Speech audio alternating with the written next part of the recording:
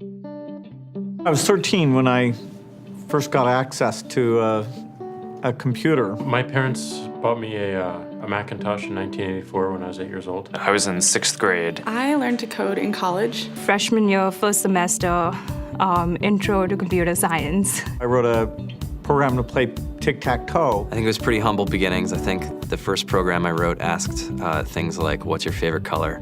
Or how old are you? I first learned how to make a green circle and a red square appear on the screen. The first time I actually had something come up and say, hello world, and I made a computer do that. It was just astonishing. Learning how to program didn't start off as wanting to learn all of computer science or trying to master this discipline or anything like that. It just started off because I wanted to do this one simple thing. I wanted to make something that was fun for myself and my sisters. And I wrote this little program and then basically just added a little bit to it. And then when I needed to learn something new, I looked it up either in a book or on the internet and then added a little bit to it. It's really not unlike kind of playing an instrument or something, or playing a sport.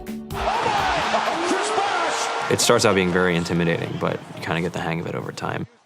Coding is something that can be learned, and I know it can be intimidating. A lot of things are intimidating, but what isn't? A lot of the coding that people do is actually fairly simple. It's more about the process of breaking down problems than sort of coming up with complicated algorithms as people traditionally think about it. You don't have to be a genius to know how to code. You need to be determined. Addition, subtraction, that's about it. You should probably know your multiplication tables. You don't have to be a genius to code. Do you have to be a genius to read? Even if you want to become a race car driver or play baseball or build a house, all of these things have been turned upside down by software. What it is, computers are everywhere. You want to work in agriculture? Do you want to work in entertainment? Do you want to work in manufacturing? It's just all over.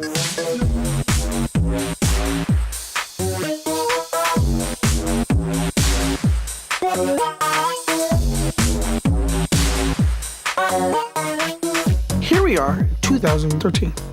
We all depend on technology to communicate, to bank, information, and none of us know how to read and write code.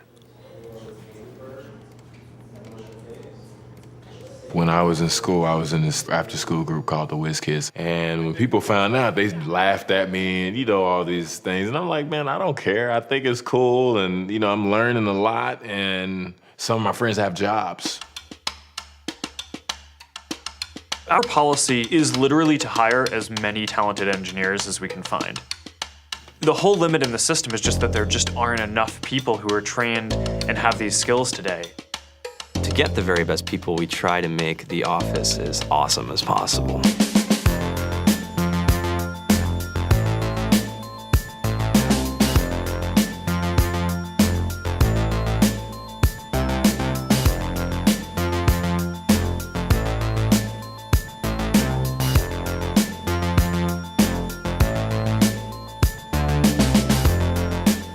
We have a fantastic chef, Free food, breakfast, lunch, and dinner.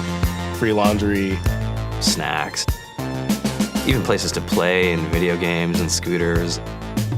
There's all these kind of interesting things around the office and places where people can play or relax or go to think or play music or be creative.